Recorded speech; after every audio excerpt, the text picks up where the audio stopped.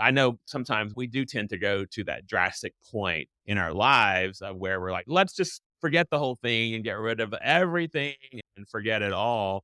But there are steps in the middle of that where we can stop and say, okay, let's establish situations where we can fix that. Two things with me: boundaries and delegation. So boundaries are huge for sure because nobody has them anymore, right? I mean, we're working on top of each other. We're working from home. We're in each other's space where that's another piece of it, right? We don't get up and have a routine and go to work and sit in our cubicle and come home. We're Yeah. like, okay, I'm spread out on my dining room table and the boundary piece is big. But then we were talking about mindfulness before. Yes. And mindfulness is a big deal. Like you said, you take a breath, you focus on what you're thinking, you connect with your body. You're like, okay, this is an unrealistic thought, or let me step away from this thought because I have to look at it differently. I'll let it flow because feelings aren't facts. All they are is feelings. Thoughts are only feelings, Mhm. right? Hey, y'all, you're listening to the Designer Within podcast, episode number 43.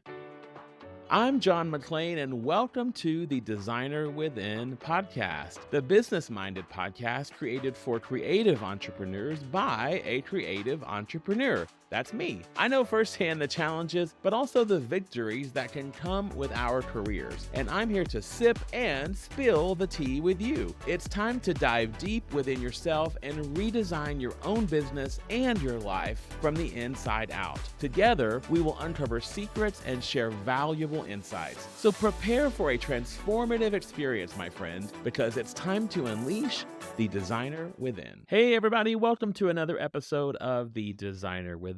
I am your host, John McClain. Very happy to have you here as always. You're in for a treat on today's episode. This is a very, very timely episode. Even though May is Mental Health Awareness Month, I feel there's always a good time to talk about mental health and to talk about burnout, and specifically to talk about the psychological aspects of what we do as interior designers and how we bring the psychological aspects of our business into our careers and how we bring that into working with our clients. And today on the podcast, I have Lori Miller. Lori is the founder and principal designer of LGC Interiors, which creates luxury spaces that combine personal well-being and functional design. Lori has a background in mental health counseling, and she has worked in various fields, including, get this, a director of crime victims program and running psychiatric units. Yes, very, very interesting. Lori's vibrant personality and holistic approach to interior design have led her to being featured on numerous media outlets and named as one of the top 10 design firms.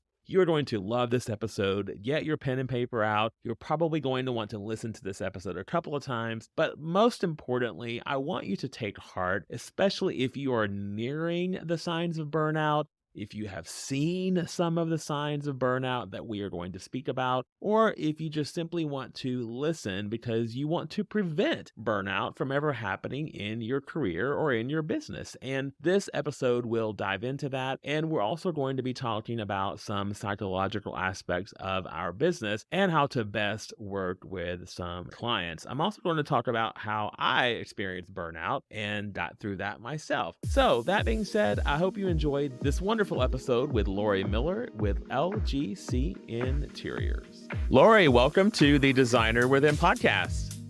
Thank you. I'm so excited to be here. I am so excited to have you here. I might even constitute this as my own therapy session with you today.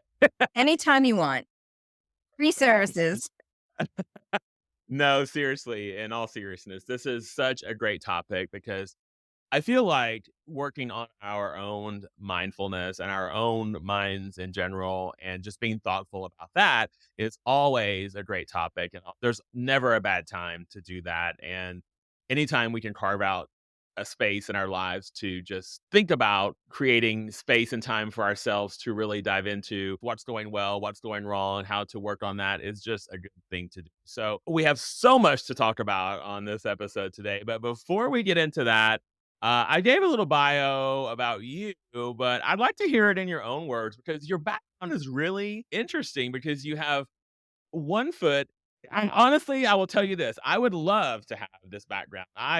Because I do feel, as we are all psychologists as designers, I would love to have one foot in the psychology realm and one foot in the designer realm as a designer, and you do have that. So tell me how that came to be in your life and why that came to be for you. So I was definitely a strange kid.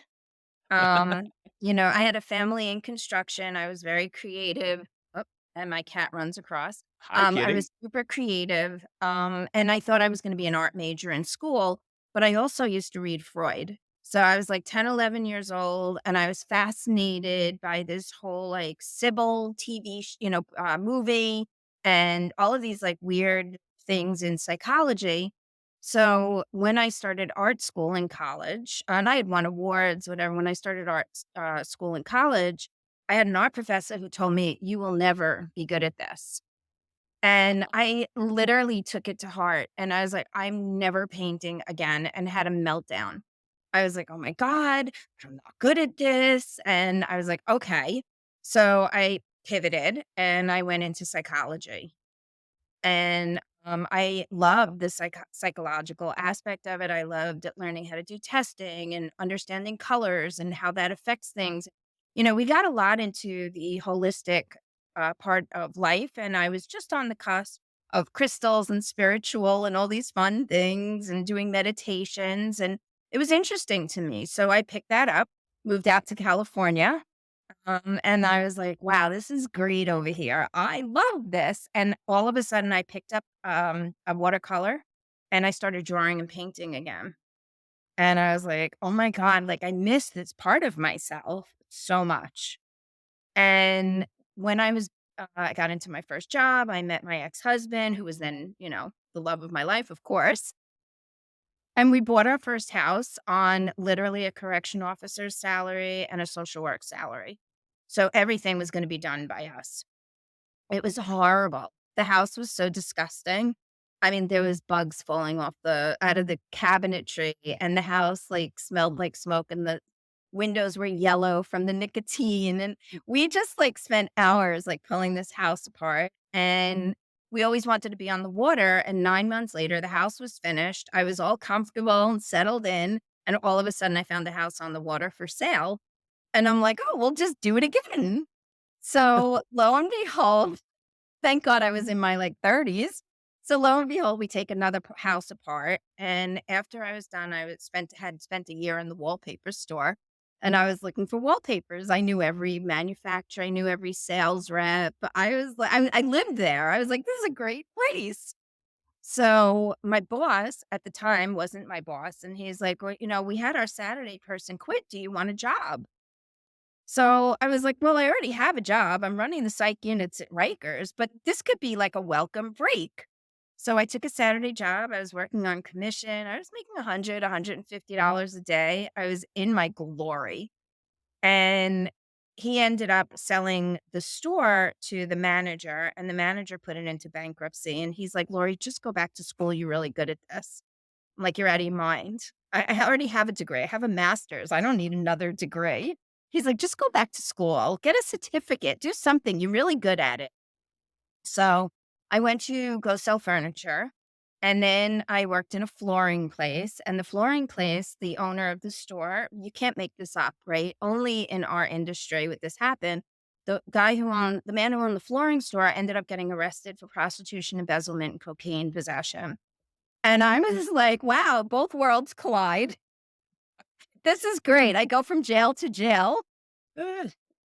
And I said, "You know what? I'm gonna go back to school." And I did, and I took myself back to school, and I literally had such anxiety every morning before my drawing class, and I would go to the bathroom. I was sick in the bathroom. I was like, I sweat, but I pushed through it, and she was like, "You're amazing." And I was like, "Oh my God, thank you." Like, that's so cool from the professor who told me I couldn't do it. Right. And then we were taking the AutoCAD class, and our professor was an engineer. She's like, Lori, just hang out a shingle. She's like, you've worked for everybody already. You've already in your internship. She's like, just hang out a shingle. So at that point, I don't know how many years I had been at Rikers, and they asked me to run the crime victims program for the Queen's DA. I was like, I have a design business. I can't take this job. And he just like naivety is a beautiful thing. Uh-huh. So he said, Lori, I don't care what you do. He goes, work nights, just get the program, hire who you want, do whatever you need to do. He's like, I really don't care.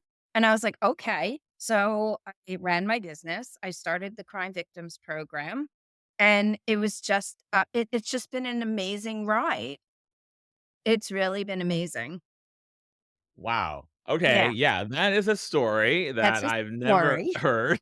Yeah, that is the first for me. What a journey, What a journey.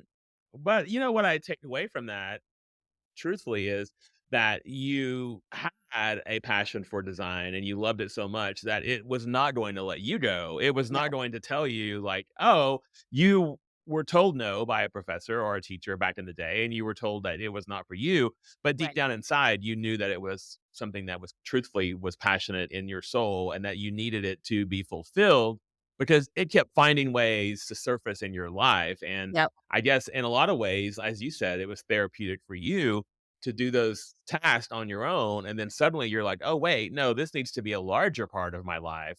Yes. And it was going to find a way to be a larger part of your life. And Yep. now you found a way to, I guess, would you say 50-50, or what would Yeah. be the percentage? 50-50. Yeah, Okay. it's really 50-50, and they're constantly Mm. intertwined, mental health clients become design clients become mental health clients, and, I think there's a total overlap. You can't feel good in your space unless unless it's cleared, unless it's organized, unless it's put together properly. And you can't put your space together if you don't have a clear head. And, Mm. sustainability is huge. It's your health, it's your wellness, it's how you think and feel. So all of that, really ties in nicely.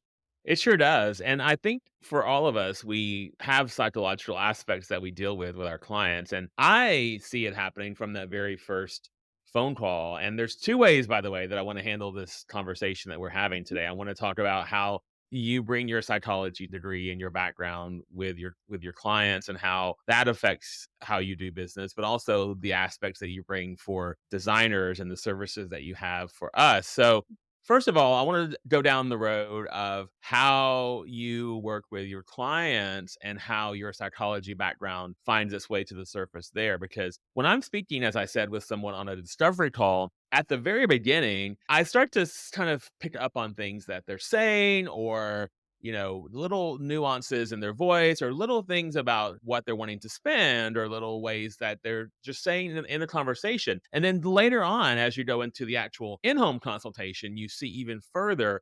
Oh, if it's a spouse, you see how the spouses speak to one another, and if one puts the other one down, or if Yeah. one, has the leverage power in the relationship, or you just start to pick up on little things like that. When do you start to integrate your psychology background into the client conversation? Does it come with a questionnaire? Does it come with like, do you have a specific set of questions that you ask? Because I find this so intriguing with your specific psychology degree, knowing that you have that. Do you have specific questions that you ask your clients to want to know more about them to build upon that relationship with your psychology background? So yes, and sort of, right? Okay. Um, through a lot of coaching from other coaches, it's the typical questions. Who makes the decisions? Right. So, and then I've learned that the answers to those questions really are the psychological answers as well. Mm. So, what I used to do was do an in person, sit down with them and observe who's answering me, who's making that decision. How does the wife talk to the husband? Like you said, that was the in person, but all of a sudden, from a business perspective and from our coaches, it's like, oh, those are the questions that really hone in on what I'm observing. It really starts, like you said at the very beginning. Hi, what are you looking for? How do you live? What's going on currently that's making you want to do these changes? What's your budget? What do you do for a living? Are you busy? Are you juggling 6 kids and a law practice? And, our clients have a lot of responsibility too, or some of them don't. So that's, what do you do with your free time? Are you hosting canasta, or what's happening? So it's really at the very beginning. And then I get into the nitty gritty. Makes What do sense. you like? Why do you like that? Let's look at that. How does that make you feel? And then that comes into colors, patterns, textures, clothing. Let's look in your closet. So it's really an in depth, what are we doing here? What do you need? And how can I help you? Sounds like you do this the exact same way that I do it. Maybe even a little deeper. I always find that there's an emotional connection, an Hmm. emotional reason Hmm. for why someone wants to make a change in their home. Yes, they want to renovate their home, but why do they want to do that renovation? Is it because they want to spend more time with their family and this is going to, in their eyes, allow them to spend more time with their family? Or is it that they want to entertain more and by opening up these walls, it's going to allow them to have more parties and, as you said, play canasta or whatever. So is this going to have a bigger effect on their lives? There always seems to be some emotional outcome that they're looking to achieve, I find. And Hmm. our pathway to get them there is the design, is the renovation, is the work that we do to get them to the Right. finish line, to that emotional reaction that they're looking for. And sometimes we have to just scratch the surface just a little bit to find out what they're looking for, because that sometimes is not what they tell us right away from the first moment that we start speaking with them, I find. Right. Yeah. Exactly. Yeah, we have Yeah. to pry. Yeah, exactly. So, with COVID, and I hate to keep talking about COVID, but, I it know. still has it's I hate to even say the word, but Right, I and will say this, look, that C word. right? The C word, but it still does have an effect on us, and Yes. it's still a lingering effect. Some people have still have health effects from it, unfortunately. Yes. All of us still have emotional baggage, emotional effects, and Mhm. psychological effects from that. So during that time, we were all designers where a lot of people were very busy. A lot of people were overwhelmed, overworked, and so forth. And then, things changed and then that continued or didn't continue. But for designers who started to get overwhelmed and overworked and just exhausted from all of that, first of all, did you speak to designers who did have this effect and who did see that effect within themselves? And for those people who might be going through that, I'd like to know, what are the signs for someone who might say, I think I'm overwhelmed. I think that I might be on the verge of burnout. I think that this is looking like I'm going down that burnout pathway, but I'm not sure if I am, or I'm afraid to put that label on it because it's going to back me into a corner that I have to now deal with it. So, what are some burnout signs that you have seen that maybe you've dealt with other clients that you've worked with, because you do work with designers on the other side of your business? So what are some of those signs that maybe people are afraid to deal with, or that they're a little, I don't know, scared to even knock on the door of burnout? Right, exactly. So I think the first sign is being short-tempered. It's kind of like all of a sudden you find yourself a little irritable. You're talking to a vendor and you're like, God, really? You're like, here we go again. And they're on the front lines as well, but they're our source of frustration. What do you mean you can't get that to me? What do you mean it came in broken and you're not answering my call? Like I need immediate response here. And normally, pre-C, Yeah. we'd be like, "Okay, I can give you a day." Now we're like, "No, I want it resolved now because I don't know where you're going. I don't know if you're gonna be here tomorrow. I don't know if you're ever gonna get it resolved." So, that short-temperedness and irritability, it's like you look at the phone and you're like, "Oh god, is he calling me again?" Mm. You know? Or is it another text message from that client saying that the blue color I picked is just slightly off and should have been 1% white? You know? So, it's those little things that you're kind of catch yourself and you're like, "Oh my god, I'm really thinking that way." Like, I'm thinking my clients are horrible or, and it's really not the client, it's the burden of responsibility that we bear for an entire project. Contractor Mhm. walks in, he's responsible putting the cabinets in, he's responsible for putting, Mhm. whatever on the wall. We're responsible for the carpenter. We're responsible for how the plumbing looks. So every aspect of the job falls under us. Does it look good? Is it right? Is the client going to be happy? So that irritability seeps through. Then it's the anxiety, and everyone experiences anxiety a little bit differently. I mean, there's full blown anxiety attacks. where you're just paralyzed. You feel that pain in your chest. You think you're having a heart attack. You can't breathe. And you're like, oh my God, I'm going to die now. But then there's like just that little bit of, oh my God, I can't catch my breath, or I'm shaking, or I'm checked out. Like, what the hell was I doing? Like, did you say something? Mm. So those anxiety pieces really come up for us. And it's knowing what to do for that. So it's really, those are the two major things that I've seen. And I've seen Khalib Anderson. I know he's spoken about it. He's had, the anxiety. So it's not, it's across the board. And I mean, these are huge designers that we look up to as well. I know for myself, it was something that I did experience it, and it did start to creep, creep, creep, little bit here, a little bit Mhm. there, and I did that. I did exactly what I just described to you. I kept brushing it off and brushing it off, and, "Oh, no, I can do that. Oh, no, I can pile one more thing on my Mhm. plate. Oh, no, I can do that speaking engagement and do this interview and work with this client and train this new employee and, do this other thing and whatever." And before I knew it, what hit the fan with me was and I've spoken about this on social media, but I was at a large industry event, and I was on stage speaking. I was doing my thing and, on and doing the whole thing. And I got off stage and I was supposed to speak with other people individually, answer questions one on one, and I couldn't even verbalize one word, Mhm. Lori. I couldn't even talk. The words would not come out of my Right. mouth. It was like, oh, Literally, yeah, right. and so I walked as fast as I could, like, I Right. had to leave 'cause I did exactly my heart was pounding, the chest, the Mhm. stress and everything in my chest, and so I found a corner in a cafe, and I turned the chair away from the room, and I just stared at the corner of the room, and I just waited until I calmed down, but that was the Mhm. first obviously a big moment for me, and then, of course, I sought therapy and medication and so forth from there, which really, really did help me. So from that point, I said, "You can't let this happen to you again. Nothing is worth your health and just no amount of work, no amount of success, no amount of um, whatever brand recognition that you're trying to achieve is worth this to achieve Oh, that." And so through all of those, wonderful therapy sessions and again, medication, all the things, it really has changed the way that I look at things. And I mhm, don't want other people to go through that. But you know what was so interesting? I reached out one on one during that time to designer friends that I knew, and I just said, mhm. "Hey, how you doing?" Just as a check in, right? Right. And I was checking in with them just to say hi, and they were like, "I don't know, it's just so weird right now. I'm not feeling too well." I'm like, "Well, tell me more about that."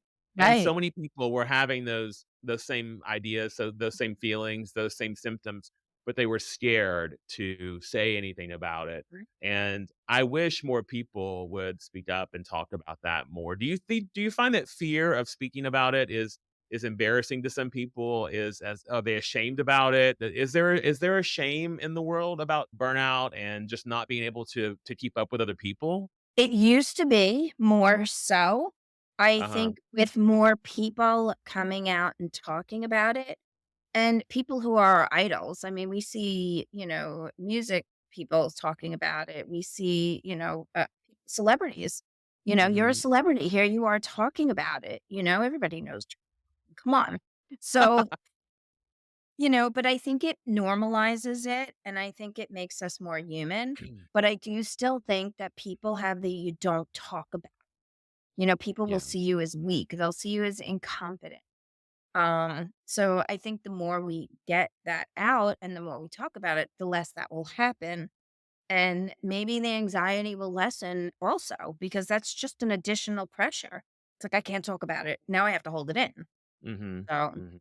Yeah, I agree, and I think it's just normalizing it, and I think that we have what mental health month is May, I yep. believe, right? So we have 1 month where we sort of wave the flag and say it's okay Right. to Say talk I'm about nuts. it. Yeah, right. Free to be me. There's yeah, right. There's that saying that they say, I'm from Georgia, so we say, in the South, we don't hide our crazy people. We put them right on the front porch. That's right. I'm gonna put myself, I'm gonna put myself right on the front porch and just say, here I. But it's not. By the way, it's not being crazy, and I'm not saying that No, it's not. flippantly. I'm just saying that I'm, I'm okay. Mhm. of saying and proud to say that it is fine.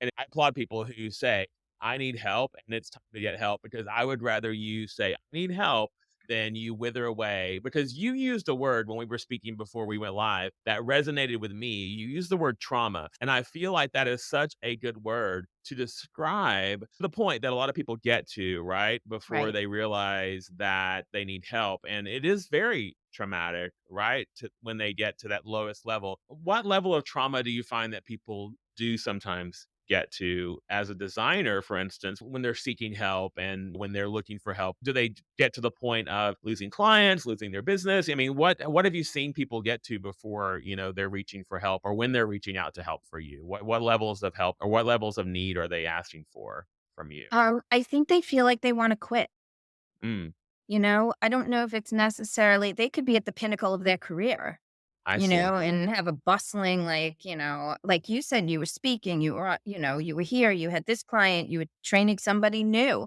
That's all growth and expansion. But with that comes additional responsibility and knowing how to handle that and taking that time for yourself and not, crossing that boundary and saying, you can't text me past 6 o'clock. And if you do, answering you for 24 hours. So and then, of course, it's always the fear, well, 24 hours later, I'm gonna forget the text, and there's gonna be 120 more behind it. So, and that's what happens too, emails, texts, whatever, but I think it's when people just are really ready to quit, they're done. They're like, "Okay, I can't take on anymore," or "I can't do anymore," or, like, when when their clients have fallen away and the business is no more and they have to rework to build it. So both of those scenarios are key. Mhm. I do find that when we're in a difficult situation, we sometimes avoid that middle messy part, right? Where we're trying to work through it. We tend to go to the bad, like, let's just stop it now. Let's just burn the Mhm, whole thing down. Forget everything, mhm, right?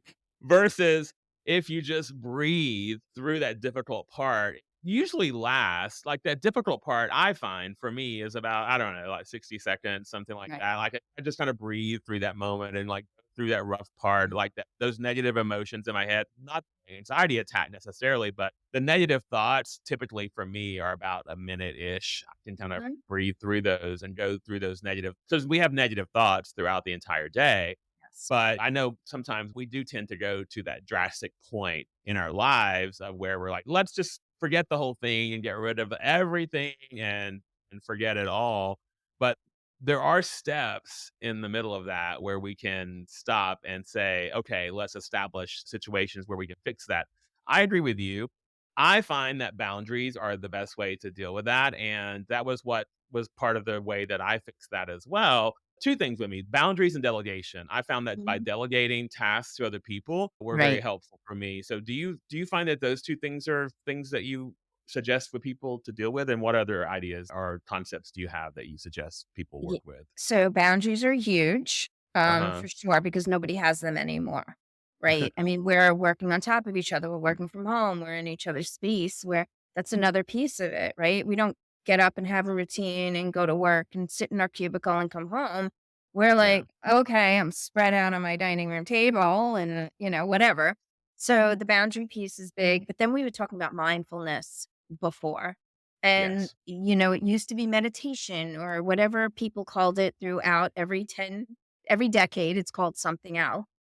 Um, but mindfulness is a big deal. Like you said, you take a breath, you focus on what you're thinking, you connect with your body. You're like, okay, this is an unrealistic thought, or let me step away from this thought because I have to look at it differently. I'll let it flow because feelings aren't facts.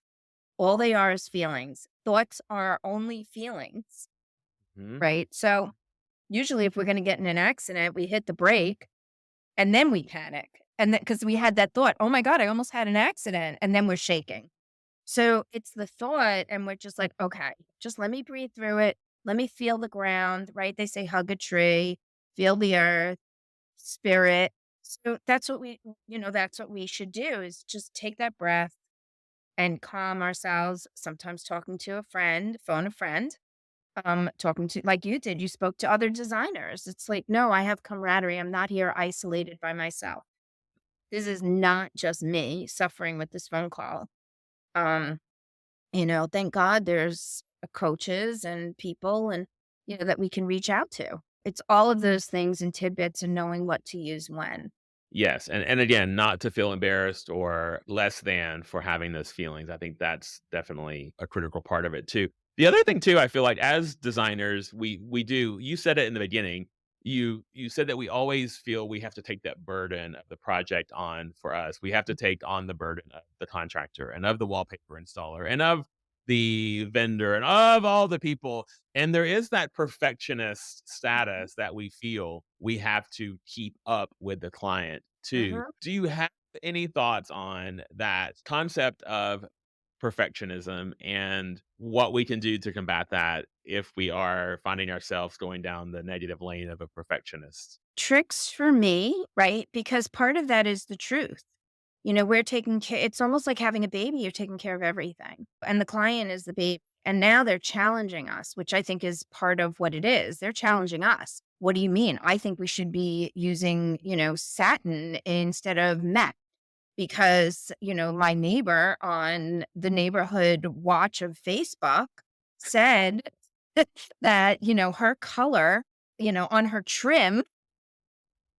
So, we do have a reality piece of that, but it's also kind of keeping ourselves in check and saying, I have the knowledge, I can do this. And if not, I don't have to be all things to everybody. There's YouTube, there's experts, there's an instruction manual in the fireplace box, right? So we can look at the instruction manual. It's our burden for us that we put on ourselves versus where is that reality piece that maybe we don't have to know it all, but we can manage it. So, Very and it's good. funny, I had that conversation with a contractor today because I'm dealing with a contractor and I have a builder and the contractor didn't know, I don't know, he didn't know how to put the molding in the wall or whatever.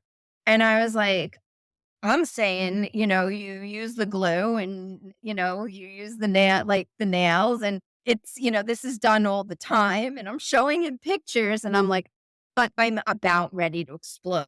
Right. And I'm like, I'm going to call my builder. And I called him up and he builds huge, huge projects, like buildings, massive hospitals. And I called him up and I'm like, listen, I'm struggling here. Am I missing something? He goes, Lori, I don't know how to build. He's like, "I manage the project." And I'm like, "All right, if you're 6'2" and 200 plus pounds, and you're telling me that you're managing these builders and you don't know how to do this, I feel so good." So, it's that check-in, like, "All right, I don't have to know it. I just have to look it up and explain it." And, that's part of our issues. That is so well said because I find if I surround myself with people who are the experts and who do know how to do those things, I have no problem with saying to the client or to anyone, I don't know how to do that. I'm sorry, but I will ask this person who I surround myself with, who I did bring on as a team member and who will tell you exactly how to do that. Or I will ask them today and they will tell me tonight and I will tell you tomorrow the answer to that question. There is nothing wrong with that because you're still bringing the answer. You Exactly. don't have to have all of the answers right away for everybody. You do have to have resources to provide that answer. I understand that part, but you don't have to always have the answers, which I think is what you're getting at there. You Exactly. just surrounding yourself with the people who have those answers to provide to your client. Exactly. Yep. Yeah, yeah, And yeah. perfect. I think you said it before too. I'm trying to remember what you said, but you said it before also. You're like, all right, you call your rep or you know, if you can't, the color's not coming out right on the wall, you call your Sherwin-Williams or Benjamin Moore rep or Yeah. whoever Yeah. and they fix it.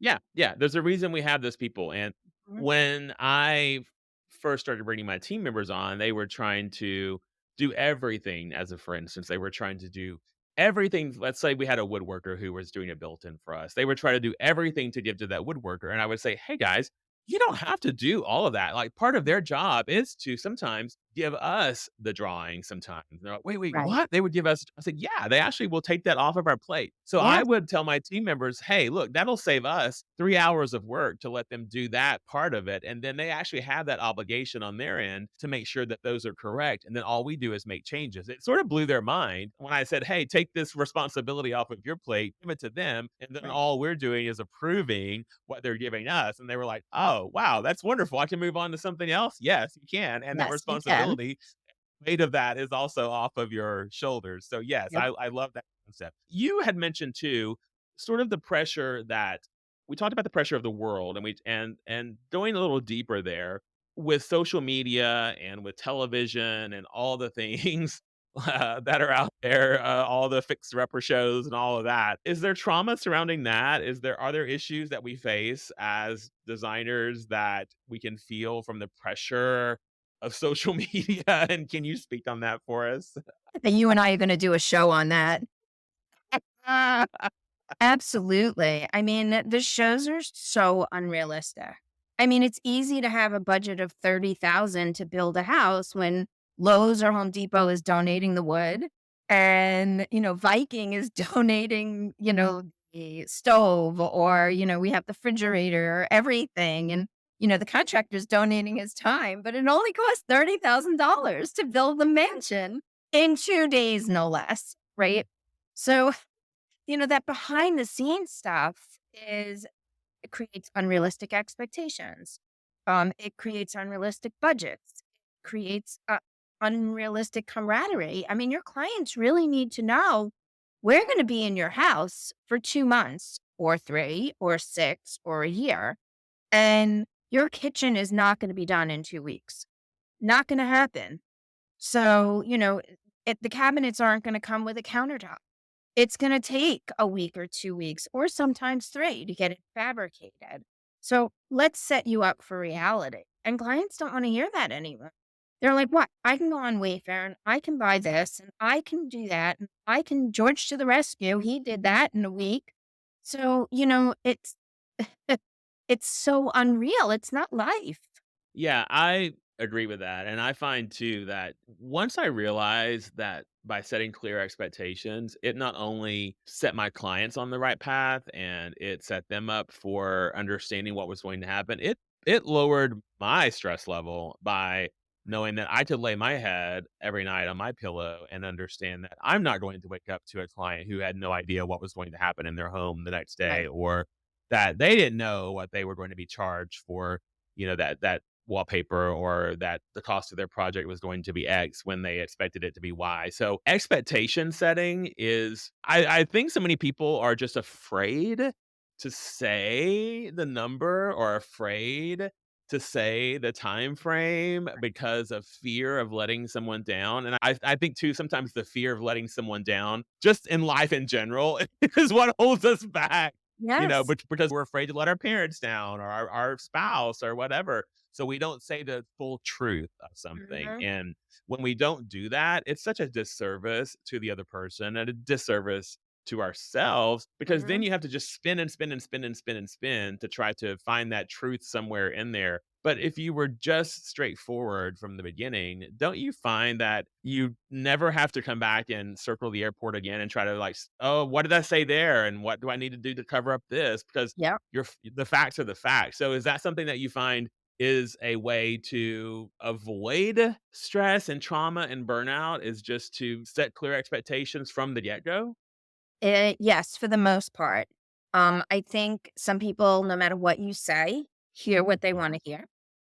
And I see it a lot when I'm doing, like, couples therapy or relationships. I don't wanna have a serious relationship, and I don't wanna get married. And the other person goes, "Well, maybe they'll like me, and then they'll have a serious relationship." And then you go on, and it's, like, 2 months down the road, and they're like, "Okay, we getting married?" And the other person's like, "What? We had this conversation. I told you from the get-go, I'm not having a serious relationship." So, I think sometimes it happens with our clients too. Like, I don't know what they're talking about. They're just telling me it's 10 weeks and it's really gonna be 4, right? So on top of having that dialogue and on top of giving that to them in writing, right? I think to continue to reiterate that week after week. Okay, take out that piece of paper. All right, we finished week 1. Here's what happened. Now we're going into week 2 so that we're constantly on the back end. And, in reality, we're not all perfect. Sometimes it happens, sometimes, but to have the ideal that we can do, to just touch base with them on Friday or Monday and say, here's where we're at. Here's an email. You can check in. There's so many programs out there now where they can see what the status is. So we don't even have to tell them. Maybe it's a client you just don't feel you need to talk to, and they could just check in on, the communication. So Mhm. there's so many pieces to that. I remember when I first started, we didn't have emails, we didn't have computers. I'm old, right? But I used to hand them a piece of paper in my packet, said Murphy's Law, anything that can go wrong will, but we will fix it. Love it. So, and I still, now I just send it in Canva instead of in a brochure. And I think it's so important to let them know, look, we're going to be there with you. You don't have to call us in a panic and say, oh my God, bummer. You know, it's simple. We're Yeah. here. We'll take care of it. Don't panic. Communication. This is the expectation. Yeah, I love that. And I have what I call a how we work document, and I send that out right away. And it's just, I think it's 4 pages now, maybe 5, but it basically says, no phone calls on the weekends, no text message. We don't Mhm. ever we don't do text messages. Here's how we communicate. Here's how we do invoices, blah, blah, blah. So it just sets the expectations from the get go, very, very beginning before we even start to work together. And I love that. But that doesn't deal with the differences in personalities that No, every client has, right? So, because as you're saying, one client and one person may hear something differently and it may not even resonate with them. Mhm. I find that you have to be a chameleon of sorts with clients and still have to say things differently to some people, or they just don't hear it. Right. Yeah, And exactly. right? What tips do you have to sort of dig beneath the surface to figure out how to find out, first of all, who that person is, and then second of all, to speak to that person in a way that they will understand it, right? Because I know we can't just blanket speak to people in one manner and expect everybody to understand us the way that we're speaking, because as you said, everyone does receive things differently. So how do we speak to people in a way that that person's going to understand it over here, Mr. Smith, and then Mrs. Jones, we have to speak to Mrs. Jones a little bit differently, but give the same message. So I think it's partly on the interview process when you're assessing who that client is, how they're communicating with you. Everybody learns differently. So some people hear, some people see a visual. Um, so I think all methods of communication. Sometimes it's even just passing it to someone on your staff and they hear it better from them. I may not hear it from you because you're a male, but I may hear it better from Susie, who has a little bit of that feminine touch. So it's knowing, is there a gender difference? Especially with older people, they're more trained to, I have it with men all the time. Like, great, I'm a female. They're not going to hear it. Come on over, say it to them nicely.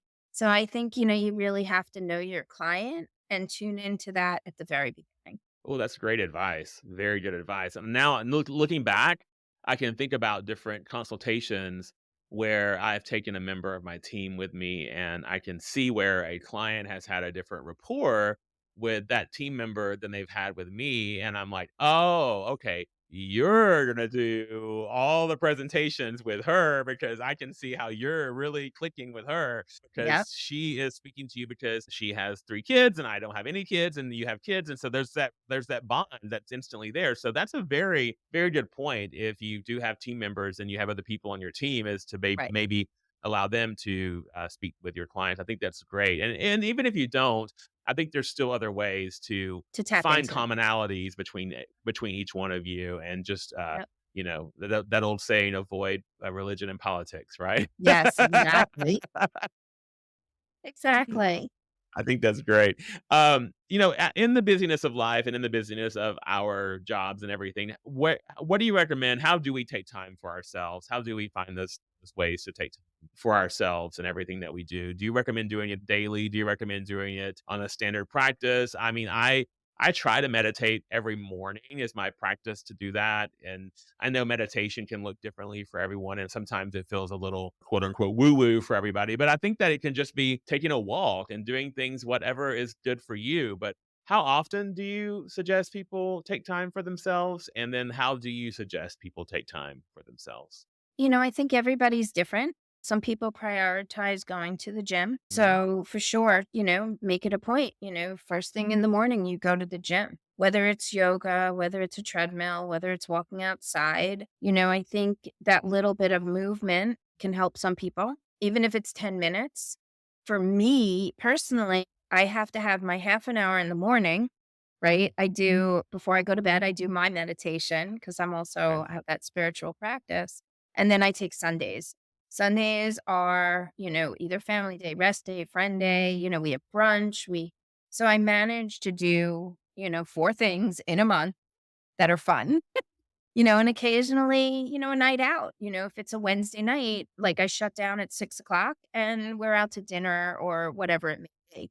So I think every day, something, 5 minutes, 10 minutes, and then a day in the week is really appropriate. And just keep trying until you find out Well, what you get it. feels right for you, right? Because Right. you might try something that your friend or your relative is doing that doesn't feel quite right for you. And I don't know, sometimes just closing my eyes at my computer and breathing for Yeah. 60 seconds Yeah. feels feels great. And I knowing that that's mess my with the 60 red light. seconds. So Yeah, right?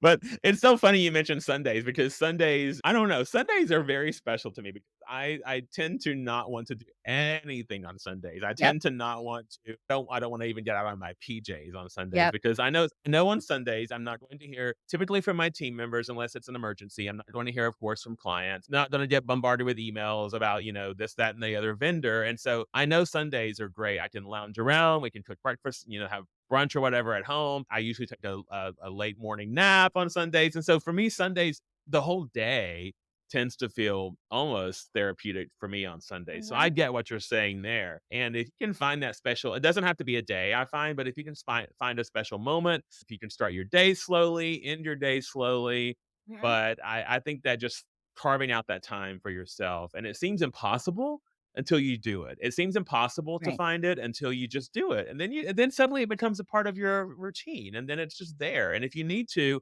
do you think putting it on your calendar is helpful? I know it sounds rigid to do that, but do you find if that's something that people will need to do to just do it?